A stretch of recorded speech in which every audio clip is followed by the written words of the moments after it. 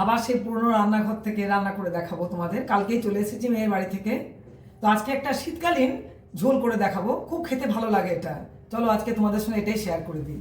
এই রান্নাটা আমি সর্ষের তেল দিয়ে করব। তো প্রথমে আমি কিছুটা দেখো আমি বড়ি নিয়ে নিয়েছি। এই বড়িটাকে একটু শুকনো খোলায় ভেজে আমি উঠিয়ে নেব, তারপরে তেলে ভাজবো। শুনেছি এই শুকনো খোলায় ভেজে নিয়ে তারপর যদি তেলে ভাজা যায় তেলটা অনেকটাই কম টানে। দেখো এই বড়িটা প্রথমে আমি শুকনো কড়াইয়ের মধ্যে খানিকক্ষণ ভেজে নেব, হালকা করে একটু ভেজে নেব। গরম হয়ে গেলে এটাকে আমি উঠিয়ে নেব প্রথমে, তারপর তেলে ভাজবো। এটা দেখো বেশ একটু হালকা করে রং হয়ে গেছে। এবার এটাকে আমি তুলে নেব। দেখো এবার আমি কড়াইয়ে সর্ষের তেল দিয়ে দেবো। তেলটা দেখো বেশ গরম হয়ে গেছে। এবার আমি ওই যে বড়িগুলো আমি শুকনো খোলায় ভেজেছিলাম ওটাকেই আমি আবার ভেজে নেব। একটু লালচে রং ধরুক সেই অবধি আমি বড়িগুলোকে ভেজে নেব।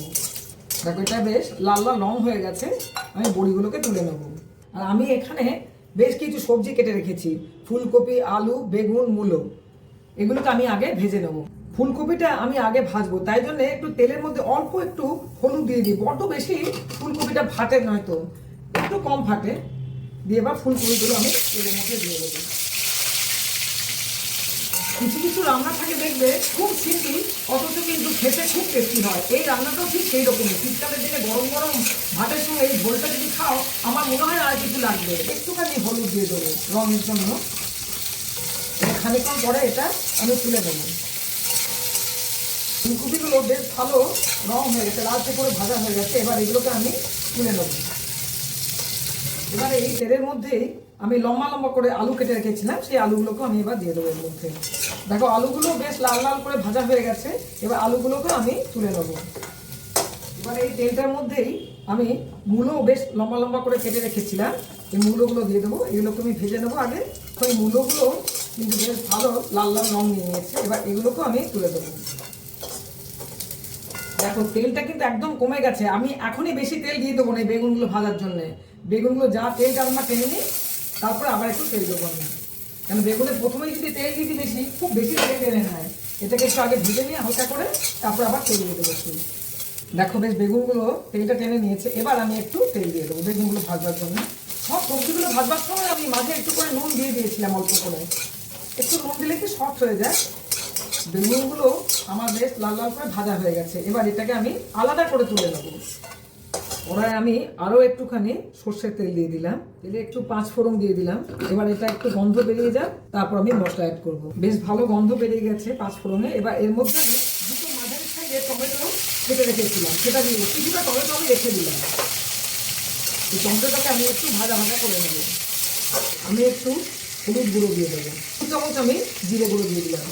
এবার এটাকে আমি ভালো করে কষিয়ে নেবো। অল্প একটুখানি জল দিয়ে দেবো যাতে মশলাগুলো পুড়ে না যায়। সবজিগুলো ভাজার সময় আমি নুন দিয়েছিলাম, তাই বুঝে নুন দিতে হবে। একটুখানি নুন দিয়ে দিলাম। দুটো কাঁচা লঙ্কা ফাটিয়ে রেখেছিলাম, কাঁচা লঙ্কা দুটোকেও আমি দিয়ে দিলাম এর মধ্যে।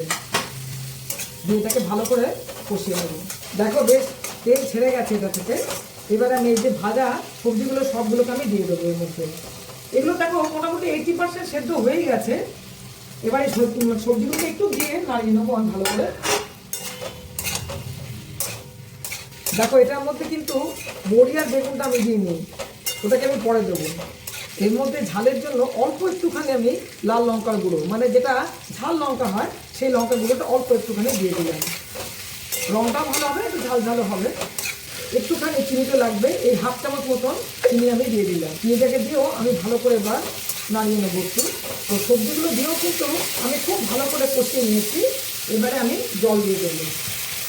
সবজিগুলো যেহেতু সেদ্ধ হয়ে আছে, খুব বেশি জল কিন্তু এটাতে লাগবে না। এবারে আমি ঢাকা দিয়ে দেবো। এই সবজিটা আমার হাফ সেদ্ধ হয়ে গেছে। এই সময় আমি এই অল্প একটুখানি টমেটো মাখিয়ে রেখেছি, ওই কাঁচা টমেটোটা এর মধ্যে দেবো।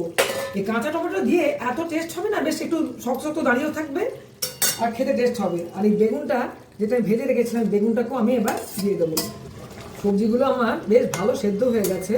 আর এটাকে বেশিক্ষণ কুক করবো না। দিয়ে আমি লাস্টে একটুখানি ভাজা মশলাটা যেটা আমি করে রাখি, সেই ভাজা মশলাটা অল্প একটু ছড়িয়ে দেবো। এতে এত ভালো একটা সেন্ট হবে না। দিয়ে এবার যে বড়িগুলো ভেজে রেখেছিলাম সেই বড়িগুলোকেও আমি এর মধ্যে দিয়ে দেবো। একটু নাড়িয়ে দেবো এটাকে, দিয়ে আমি গ্যাসটাকে অফ করে দেবো। বড়িগুলো খুব ভালো, আমার এত ভালো বড়িগুলো না, খুব নরম হয়ে যায় বড়িগুলো। অফ করে দিলাম। দেখো ঝোলটা আমার এরকম দেখতে হয়েছে, খুব টেস্টি হয় ঝোলটা, একবার হলেও তোমরা বানিয়ে খেয়ে দেখো।